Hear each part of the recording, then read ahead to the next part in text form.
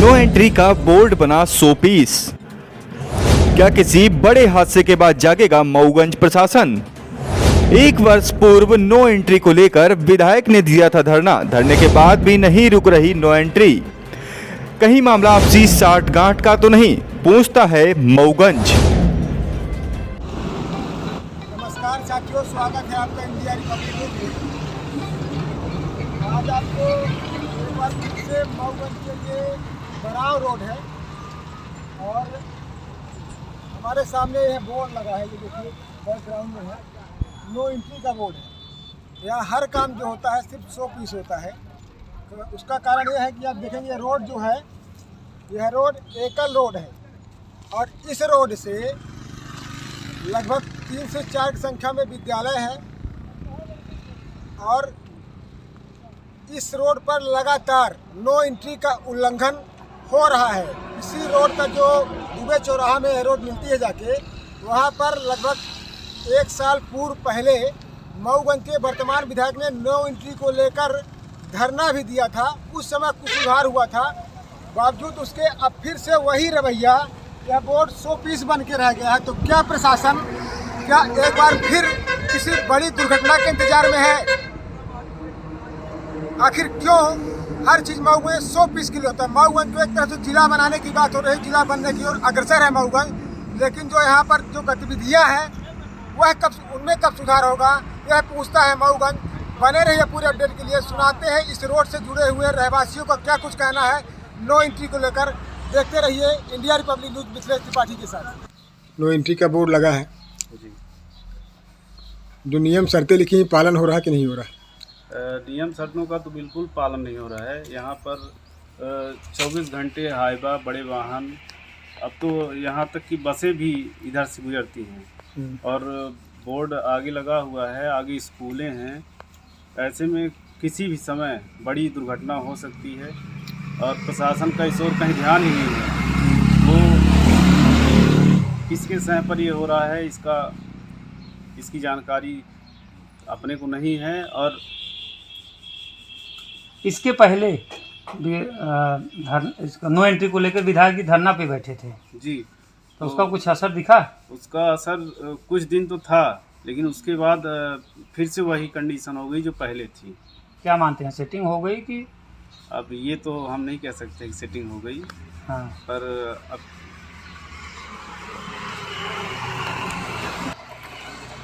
No entry का board लगा जी शहर के शुरुआत में भी और दुबे चौराहा में भी, उसका पालन हो रहा है क्या? नो एंट्री का पालन बिल्कुल नहीं हो रहा है और ये तो बराव रोड है, मऊगंज की सबसे व्यस्ततम सड़क कही जा सकती है और इस सड़क पे 4 स्कूलें हैं और दिन भर में कम से कम 200 से अधिक ओवरलोड वाहन गुजरते हैं यहाँ से। इसके संबंध में हमने थाना प्रभारी मऊगंज से भी चर्चा की थी, उनको बोर्ड का फ़ोटो भी भेजा था हमने उनके व्हाट्सएप पे, लेकिन आज तक कोई ऐसी कार्रवाई उनके द्वारा नहीं की गई।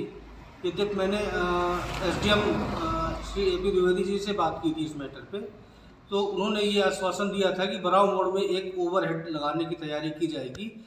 अभी दोबारा हमारी उनकी बात नहीं हो पाई है कि आगे क्या तैयारी हुई है उनकी। क्या बड़े हादसे का इंतजार है? निश्चित तौर पे इसी तरीके की एक घटना बरहटा रोड में भी हुई थी, वहाँ भी नो एंट्री का बोर्ड है और प्रशासन जब तक सजग नहीं होगा तब तक यहाँ पे कोई न कोई बड़ा हादसा की संभावना व्यक्त की जा सकती है। क्या नाम है सर? मेरा नाम है देवेंद्र सिंह बराव रोड में जो नो एंट्री का बोर्ड लगा है जी। कितना उसका पालन हो रहा है? एंट्री नाम है केवल एंट्री है और पालन क्या हो रहा है? अभी मैंने जैसे गाड़ी निकल गई है धक्का जी। बनाव रोड में क्या है कि कुछ स्टार्टिंग में ही नाली बनी है, रोड से सटी हुई, साइड देने की जगह नहीं है।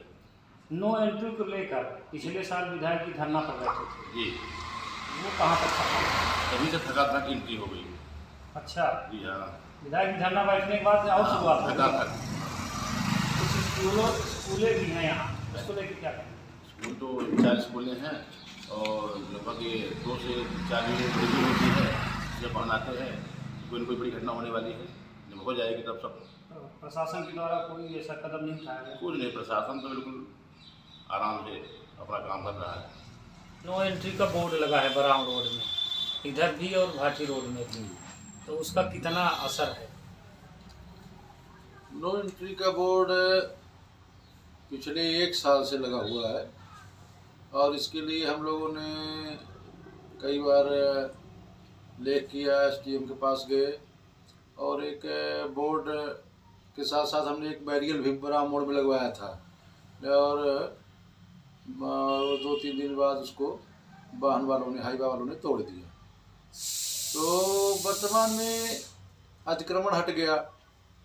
पहले भी ये बाईपास से जुड़ा हुआ मार्ग है, ये और एकल मार्ग है, 2 वाहन अगल बगल से जा नहीं सकते। ऐसी स्थिति में नो एंट्री कोई बड़ी दुर्घटना घटित नहीं हो रही है, लेकिन यहाँ के लिए बहुत खतरनाक चीज़ है और इतने वाहन आ रहे हैं और बाज़ार ये जो अतिक्रमण हट गया तो अतिक्रमण का पूरी दुकानें बराव रोड में आ गई। 2-3 विद्यालय प्राइवेट यहाँ पर जेएन पब्लिक स्कूल है, एमजी पब्लिक स्कूल है, कॉलेज है, गैस एजेंसी है। तो ऐसी स्थिति में इतनी भीड़ इस रोड में है कि इस माने रोड में इन वाहनों का आना जाना पूर्णतः प्रतिबंधित होना चाहिए। लेकिन प्रशासन की नाकामी के चलते पुलिस प्रशासन और राजस्व विभाग, एसडीएम सभी जिम्मेवार हैं कि उन्होंने नो एंट्री को नहीं बंद किया और इसके कारण से यह क्षेत्र पूरी तरह से कभी भी माने कोई बड़ी वारदात दुर्घटना हो सकती है। इसके पहले बराहटा रोड में भी नो एंट्री लगी थी, जब एक बड़ा हादसा हो गया तब बंद हो गई। तो क्या इसी का इंतजार है प्रशासन जब कभी घटनाएं हो जाती हैं तभी जाकर के जागता है और उसी में कोई कदम उठाता है। बराहटा रोड में भी इसी प्रकार से हुआ। फिर हम लोगों ने वहाँ पर पब्लिक ने वहाँ पर इतना बड़ा फिर जाम लगाया और उसमें एक बालक की मृत्यु हुई और उसमें फिर बस में आग लगा दी गई। तो ऐसी स्थिति में शासन प्रशासन पहले जब हम लोग उनको सूचना देते हैं कि घटना ना घटित हो तो उसमें तो शासन प्रशासन के लोग जागते नहीं और जब घटना हो जाती है किसी के घर का जो है तो चिराग बुझ जाता है। ऐसी स्थिति में प्रशासन जागता भी है, तब तक में बहुत नुकसान हो जाता है। तो शासन प्रशासन 1 साल पहले से नो एंट्री है और उसका कोई पालन नहीं हो रहा है। को लेके विधायक जी दुबे चौराहे में धरना बैठे थे, तो उसका कितना असर है, क्या कहेंगे? यही समाज समस्या ये जा रही है। हम लोग अगर कोई काम बोलते हैं उसमें होता नहीं और जब विधायक जी जिनकी सत्ता सरकार है वो लोग धरने में बैठते हैं और उस पर भी जो है तो कोई जो है तो क्रियान्वयन नहीं हो रहा है। तो बड़ी शर्म की बात है कि माने जनता से किसी प्रकार का मोह ही नहीं इन लोगों का। ऐसा लगता है कि जैसे मतलब कीड़े मकोड़ों की तरह लोगों को मारा जा रहा है, एक्सीडेंट किया जा रहा है जानबूझ करके, जबकि बाईपास जो बड़े बड़े वाहन हैं बाईपास से होकर के, गुरेटा से होकर के बाईपास तक जा सकते हैं, कोई ज़रूरी नहीं है। लेकिन अब सुनने वाला कोई नहीं है, देखने वाला कोई नहीं है, कोई से समस्या या ज्ञापन दे तो कोई निदान ही नहीं होता। तो ऐसी स्थिति में क्या अपेक्षा की जा सकती है? इससे क्या लगता है कि प्रशासन विधायक जी की बात नहीं सुन रहा है कि मिली भगत? प्रशासन मैं समझता हूँ कि हो सकता है कि अपनी आमदनी का जरिया बनाए हो, क्योंकि हाईवे वाले पैसा देते होंगे और इनसे बंधा हुआ है, इसलिए पुलिस विभाग और राजस्व दोनों मिलकर के अपना नुकसान नहीं करना चाहते, पैसे की आमदनी को कम नहीं करना चाहते। इसलिए जो है तो ये सब चल रहा है। पब्लिक मरे या जिंदा रहे, इससे न तो पुलिस का लेना देना है और न माननीय एसडीएम साहब राजस्व विभाग से कोई लेना देना है। ठीक।